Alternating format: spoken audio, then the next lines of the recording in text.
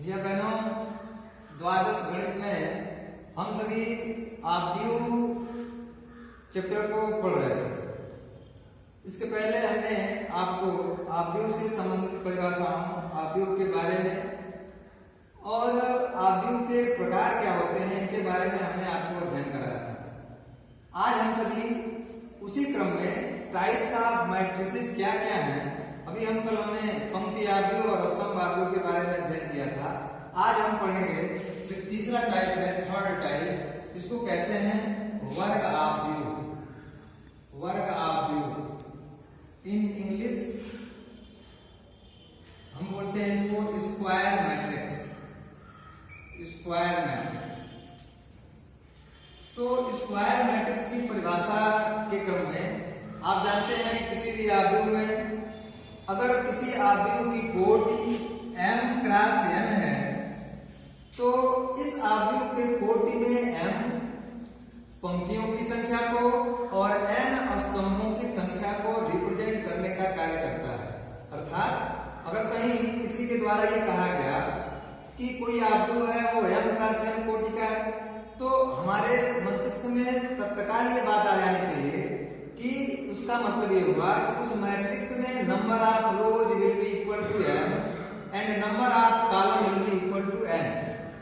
तो ये जो सिचुएशन है, इस सिचुएशन से हम आव्यूह की कोटि को देखकर उस आव्यूह के बारे में कल्पना कर सकते हैं कि वह उस आव्यूह में कितनी पंक्ति होंगे और कितने स्तंभ होंगे। तो उसी क्रम में वर्ग आव्यूह है। वर्ग आव्यूह ऐसा आव्यूह होता है कि जब पंक्तियों की संख्या स्तंभों की संख्या के बराबर होगी उसको हम कहेंगे वर्ग आव्यूह। यानी परिभाषा इसकी होगी कि ऐसा आव्यूह जिसमें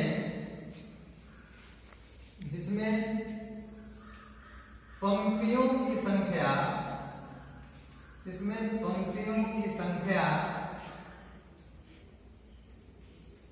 स्तंभों की संख्या के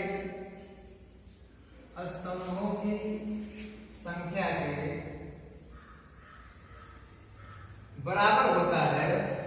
स्तंभों की संख्या के बराबर होता है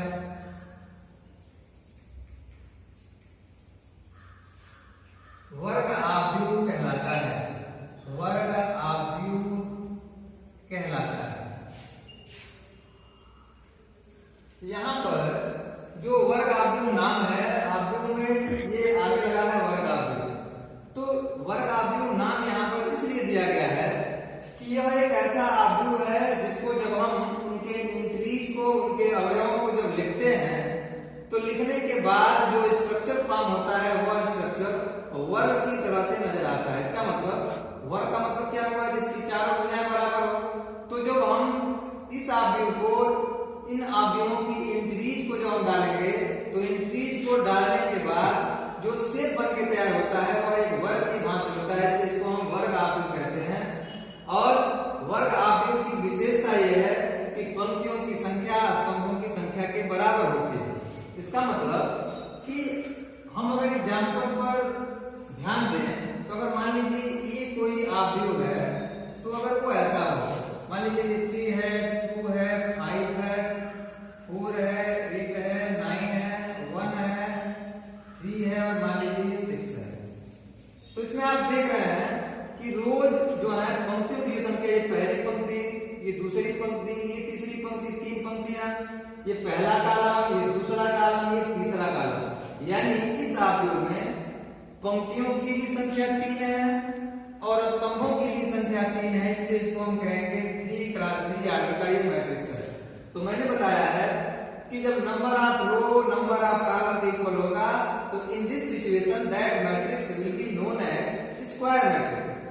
और स्क्वायर मैट्रिक्स में पंक्ति और स्तंभ बराबर होंगे। उनके लिखने का तरीका ये होगा, इसकी कोटि का जब हम निर्धारण करेंगे तो हम लिखेंगे कि आव्यूह ए 3 कोटि का वर्ग आव्यूह है।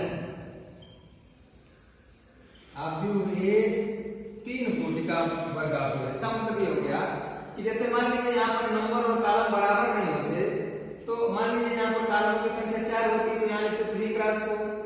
तो जब नंबर और कॉलम बराबर नहीं होंगे, number of row number of column के इक्वल नहीं होगा, तो वहां पर केवल एक वैल्यू से कोटि का निर्धारण नहीं कर सकते। यानी हम एक अंक लेंगे कब, यानी कि ये कहेंगे 3 कोटि का है, चाहे 2 कोटि का है, चाहे 4 कोटि का है, तो ये हमको इस बात को बताता है कि एक एलिमेंट हम इन दोनों में से एक एलिमेंट तभी लेंगे जब स्क्वायर क्या हो, जब मैट्रिक्स क्या हो, स्क्वायर।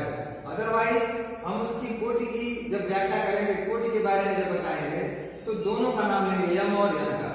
यम और यन दोनों का नाम तब लेंगे जब यम और यन की संख्या बराबर न हो, और जब यम और यन की संख्या बराबर होगी तो केवल एक से हम इसको रिप्रेजेंट कर सकते हैं। उसके बाद देखिए इसी वर्गावयव में जो इसके विकर्ण के अवयव होते हैं, तो विकर्ण के अवयव का मतलब क्या हो गया कि ऐसे यहां से ये जब हम एक लाइन खींचेंगे, ऐसे तिर्यक लाइन में जो जो एलिमेंट पड़ेगा उस एलिमेंट को कहेंगे कि यह वर्ग आव्यूह का विकर्ण अवयव है। यानी यहाँ पर जो विकर्ण अवयव होगा, विकर्ण अवयव की जो वैल्यू होगी इस आव्यूह में क्या क्या होगी, 3, 8 और 6। ये देखिए, इसको हम लिखना चाहते हैं, लिखेंगे A11, इसको लिखेंगे A12, ये हो गया A13, A21, A22, A33, A31, A32 और ये हो गया A33। आप देखिए ये 3, 8 और 6 जो है यही विकर्ण के अवयव है। तो 3 का जो प्लेस है वह A11 प्लेस है, 8 का जो प्लेस है यह A22 प्लेस है, और 6 का जो प्लेस है वह A33 प्लेस है। यानी विकर्ण पर जो अवयव पड़ रहे हैं उन अवयवों में रो और कॉलम की वैल्यू सेम है। यानी यहाँ भी 1 है, यहाँ भी 1 है, यहाँ भी 2 है, यहाँ भी 2 है, यहाँ भी 3 है, यहाँ भी 3 है। इसका मतलब हम जनरली सामान्य रूप से हम क्या कह सकते हैं, सामान्य रूप से हम ये कह सकते हैं कि किसी भी आव्यूह में A11, A22, A33 ऐसे डैश डैश डैश ANN, यानी कि ये जो वैल्यूज होंगी, यह जो अवयव होंगे, इन्हीं को हम कहेंगे, यही है विकर्ण अवयव। इन्हीं को हम विकर्ण अवयव के नाम से जानते हैं, विकर्ण अवयव कहते हैं। तो फिर एक बार समझिए, विकर्ण अवयव का मतलब अगर हमारे पास A11, A12, A13 ऐसे करके कोई मैट्रिक्स मिल रहा है, तो उस मैट्रिक्स में विकर्ण के अवयव को फाइंड करना हो तो हम किसको ज्ञात कर लेंगे, हम A11 की वैल्यू ज्ञात करेंगे, A22 की, A33 की, A44 की, इस तरह की वैल्यूज को हम ज्ञात कर लेंगे तो वही हमको मिल जाएंगे उस स्क्वायर मैट्रिक्स में विकर्ण के अवयव। इस तरह से हम विकर्ण वर्ग आव्यूह की ऐसे व्याख्या करते हैं। इसके आगे आपको टर्म मिलेगा,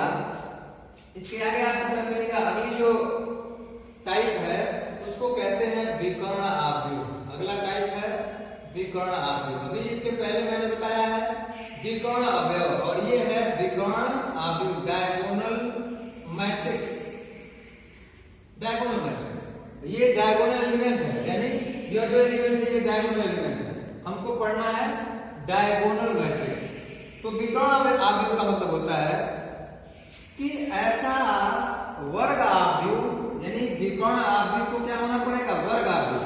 ऐसा वर्ग आव्यूह जिसके विकर्ण के अवयवों को छोड़कर बाकी सभी अवयव क्या हो, शून्य हो। जैसे मान लीजिए यहाँ पर दिया हुआ है 1, 0, 0, यहाँ पे 0, 2, 0, 0, 0 और मान लीजिए यहाँ पे 5 दिया है। तो ये इसका जो ऑर्डर है वो 3 क्रॉस 3 है, 3 क्रॉस 43 का ये वर्ग आव्यूह है। आप देख रहे हैं कि इन विकर्ण के अवयवों को छोड़ के बाकी सारे अवयव क्या है, 0 है।